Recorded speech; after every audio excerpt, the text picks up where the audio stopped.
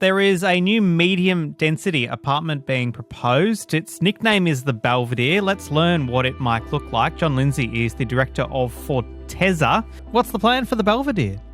Well, the Belvedere, it's located on the corner of Church and Donald Street in Nelson Bay. We're in the planning phase of developing a 56 apartment project. So we're very excited. The project's been recently declared state significant by the Department of Planning, and hopefully within the next month or so we'll be lodging our plans for approval. I understand a project like this has been knocking around for a while. Why now? Well, it's one of the things in our industry at the moment. It's very challenging to make projects work. We've been in discussions with the landowners for a number of years, and over the last 18 months, we've been looking at different concepts and designs, and we've finally landed on something that we think is going to work and that people are going to really respond to. So, yeah, we've hit the button and we're ready to go. What makes it state significant?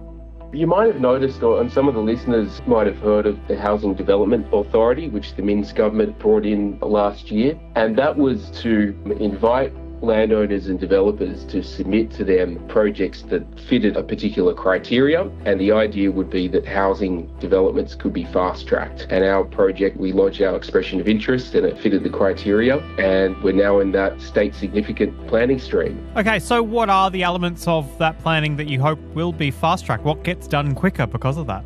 Well, look, I've been working in the industry for over 20 years now, and one of the challenges we have as developers is the speed of the planning system. And hopefully, with the HDA and the state significant designation, it should shorten that period of assessment. Normally, we would allow, with the local council, sort of well over 12 months from the time of submission to when you get your approval. But developers, we're all hoping for our projects that have been declared state significant that timeline should be shortened significantly. It's a significant addition to, I suppose, the skyline, if you want to put it that way, for Nelson Bay. Do you think it is a portent or a sign of things to come? Do you think that this is sort of the first of many similar developments coming to Nelson Bay? Well, when we started working on the plans for the project, we were working within the constraints of the local council planning system and what the zonings and heights and densities allow, and that's the plans that we're moving forward with. So I would hope that ours won't be the first or the last, and we'll sort of continue to see the evolution of Nelson Bay. To people that already live in Nelson Bay and call that place home, they might see a project like this and think this is sort of the loss of something in terms of the maybe the tranquility or certainly the height of buildings and the character of Nelson Bay. What would you say to those people that have some concern or fear about the way that Nelson Bay is going to change because of a building like the Belvedere? I would say, look, the projects such as ours will bring a lot of benefit. You know, obviously there's significant employment during the construction phase. And what we tend to find with projects like these, and look, there are other apartment projects that have been recently completed in Nelson Bay, is that once they're there, people see them go up and they become a part of the streetscape, and people end up liking them. I would say to anyone that is concerned that the planning constraints that apply to the site have been well thought out, and it would be a good addition to the area. Someone might want to buy a unit with a view. How do you safeguard the idea that view stays there if plenty more development is coming around the region?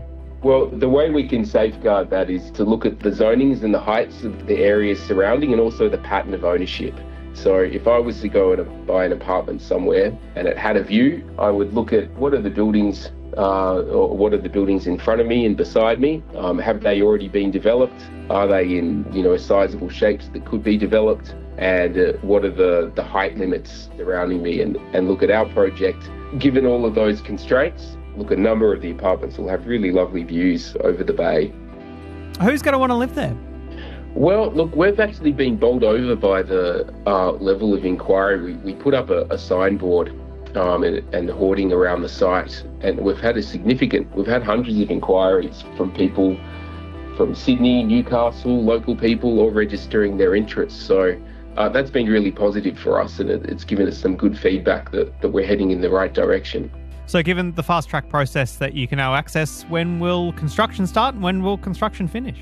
So we're hoping that we'll be able to be under construction in the first quarter of next year. And look, typically for a project like this, you'd allow about just under 2 years from start to finish. That would mean an early 2028 completion and an early 2026 start.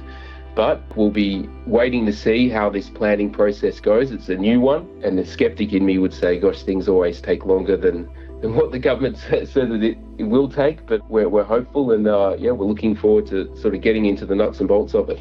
Well, I appreciate your time today, and I dare say as community interest in the project grows, hopefully we can talk some more. Thank you. That would be great. Thanks, Paul.